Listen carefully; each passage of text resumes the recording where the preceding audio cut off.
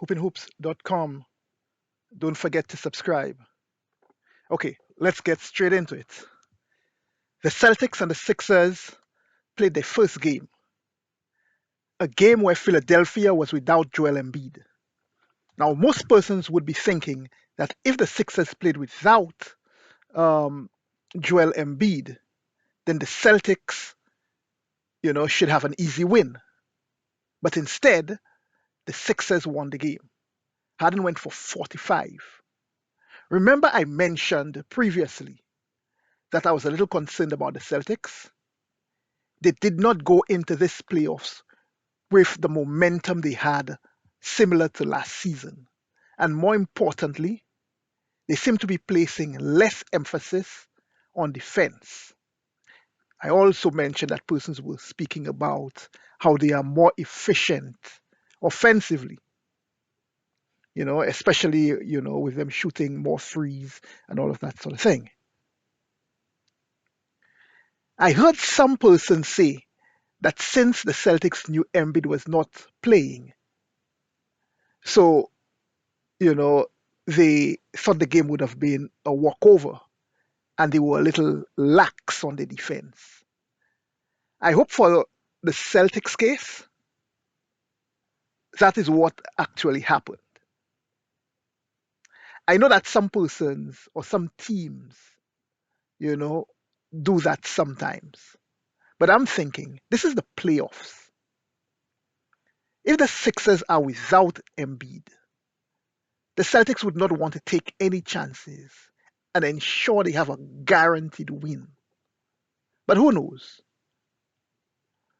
From where I stand, what I could say is that what I saw was not so much a case of lack of defense, but a case of the Celtics employing a poor defensive strategy. This is what I'm saying. Without Embiid, Harden becomes the primary scorer. That much I would think should be obvious. All this means is that James Harden would now reverse to playing the way he did when he was in Houston. And I should say he was pretty effective during his time there, with some bumps, obviously. I would like to think that it is common knowledge that to neutralize Harden, you would send two defenders at him. That is, if persons recall, you know, what happened in the past when they wanted to make Harden ineffective. Once you send two defenders at him, he would more or less at the end of the game you would hear him complaining to reporters about teams in the past and how all the great scorers they would not be double teaming them the same way they would be double teaming him.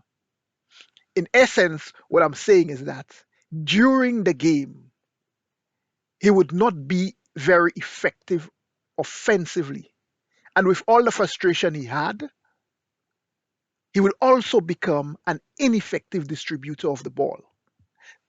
That would be the reason, all of that ineffectiveness that would result from his play during the game, he would be complaining to reporters afterwards.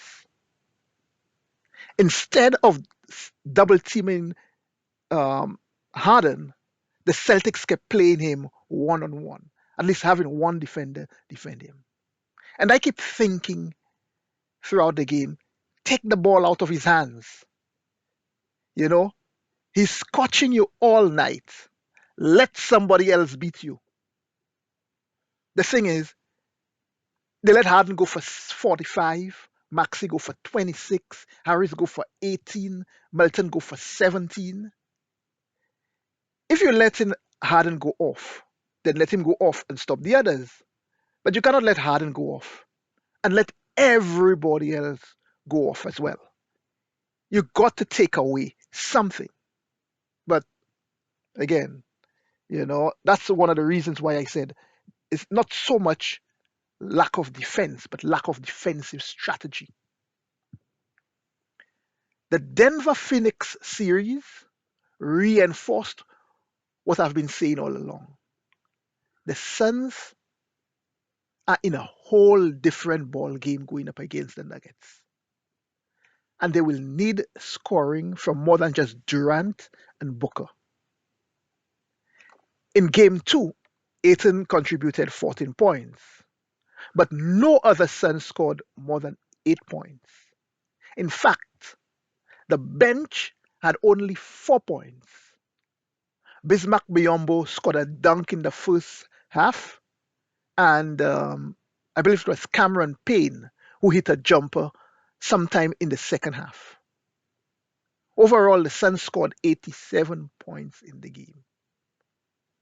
Now, I'll admit, both teams struggled offensively, but the Nuggets had Joker, and he had an all time game.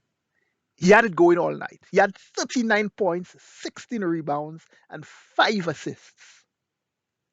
So, not only did he get his points, but he got his team involved. Caldwell Pope had some key shots in the fourth quarter. I think he hit quite a few key 3 pointers as well down the stretch. It will be difficult to see Phoenix winning 4 out of the next 5 games in the series. I called the Nuggets winning the series, and I have no reason to change my mind after game two. So if I have to call, how the series is going to end, I will say the Nuggets win it in 5. Hoopinhoops.com.